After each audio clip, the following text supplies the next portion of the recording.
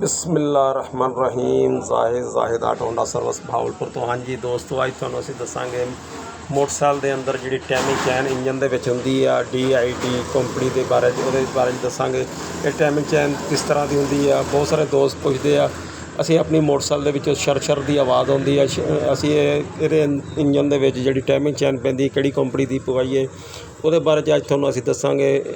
DID ਦੀ ਜਿਹੜੀ timing ਚੈਨ ਆ ਜਾਂ ਟਾਈਮਿੰਗ ਚੈਨ ਉਹਦੇ ਰੂਲੇ ਆ, ਬਹੁਤ ਹੀ ਆਲਾ ਕਿਸਮ ਦੇ ਔਰ ਬਹੁਤ ਹੀ ਜ਼ਬਰਦਸਤ ਹੈ। ਸਭ ਤੋਂ ਜ਼ਬਰਦਸਤ DID ਕੰਪਨੀ ਦੇ ਟਾਈਮਿੰਗ ਚੈਨ ਔਰ ਰੂਲੇ ਇੱਕ ਵਾਰੀ ਪਵਾਓਗੇ ਇਨਸ਼ਾਅੱਲਾ ਫਿਰ ਭੁੱਲ ਜਾਓਗੇ। ਟਾਈਮਿੰਗ ਚੈਨ ਵੀ ਬਹੁਤ ਜ਼ਬਰਦਸਤ ਆ ਔਰ ਕਦੀ ਆਵਾਜ਼ ਨਹੀਂ ਕਰੇਗੀ ਟਾਈਮਿੰਗ ਚੈਨ, ਔਰ ਇਹਦੀ ਕੁਆਲਿਟੀ ਵੀ ਬਹੁਤ ਜ਼ਬਰਦਸਤ ਆ, ਬਹੁਤ ਹੀ ਆਲਾ ਕਿਸਮ ਦੀ ਆ। ਤਕਰੀਬਨ 700 ਦੇ ਕਰੀਬ ਇਹਦੀ ਕੀਮਤ ਆ।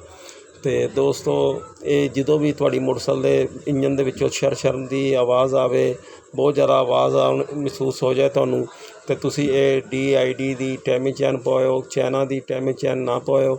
ਜਦੋਂ ਵੀ ਆਪਣੀ ਮੋਟਰਸਾਈਕਲ 'ਚ ਟਾਈਮਿੰਗ ਚੈਨ ਪਾਉਣੀ ਹੋਵੇ ਤਾਂ DID ਦੀ ਕੰਪਨੀ ਦੀ ਜਾਪਾਨੀ ਹੀ ਜਿਹੜੀ ਟਾਈਮਿੰਗ ਚੈਨ ਉਹੀ ਪਵਾਇਆ ਕਰੋ। ਅਤੇ ਇਹਦੀ ਕੁਆਲਿਟੀ ਵੀ ਬਹੁਤ ਜ਼ਬਰਦਸਤ ਆ ਔਰ ਇਹ ਚੱਲਦੀ ਵੀ ਬਹੁਤ ਹੀ ਅਰਸਾ ਚੱਲ ਜਾਂਦੀ ਇਹ, ਅਤੇ ਔਰ ਆਵਾਜ਼ ਵੀ ਜਲਦੀ ਨਹੀਂ ਕਰਦੀ, ਅਤੇ ਇਹ ਬਹੁਤ ਆਲਾ ਕਿਸਮ ਦੀ ਟਾਈਮਿੰਗ ਚੈਨ ਆ। ਅਤੇ ਇਸ ਤੋਂ ਇਲਾਵਾ ਬਹੁਤ ਸਾਰੀ ਹੋਰ ਕੰਪਨੀਆਂ ਵੀ ਹੈ, ਲੇਕਿਨ ਸਭ ਤੋਂ ਅੱਛੀ ਜਿਹੜੀ ਕੰਪਨੀ ਆ ਉਹਦੇ ਬਾਰੇ 'ਚ ਤੁਹਾਨੂੰ ਅਜੇ ਦੱਸ ਰਹੇ ਹਾਂ ਕਿ DID ਕੰਪਨੀ ਜਿਹੜੀ ਟਾਈਮਿੰਗ ਚੈਨ ਬਹੁਤ ਹੀ ਆਲਾ ਔਰ ਬਹੁਤ ਹੀ ਜ਼ਬਰਦਸਤ ਟਾਈਮਿੰਗ ਚੈਨ ਆ। ਅਤੇ ਦੋਸਤੋ, ਵੀਡੀਓ ਅੱਛੀ ਲੱਗੇ ਲਾਈਕ ਕਰਿਆ ਕਰੋ, ਸ਼ੇਅਰ ਕਰਿਆ ਕਰੋ, ਸਬਸਕ੍ਰਾਈਬ ਕਰਿਆ ਕਰੋ। ਬਹੁਤ ਸਾਰੇ ਦੋਸਤ ਪੁੱਛਦੇ ਤੁਹਾਡੀ ਦੁਕਾਨ ਦਾ ਐਡਰੈਸ ਕੀ ਹੈ। ਦੁਕਾਨ ਦਾ ਐਡਰੈਸ ਗੂਗਲ 'ਤੇ ਜਾਓਗੇ, ਜ਼ਾਹਿਦ ਹੋਂਡਾ ਵਰਕਸ਼ਾਪ ਲਿਖੋਗੇ ਅਤੇ ਇਨਸ਼ਾਅੱਲਾ ਤੁਹਾਨੂੰ ਉੱਥੇ ਐਡਰੈਸ ਲੋਕੇਸ਼ਨ ਹਰ ਚੀਜ਼ ਮਿਲ ਜਾਏਗੀ।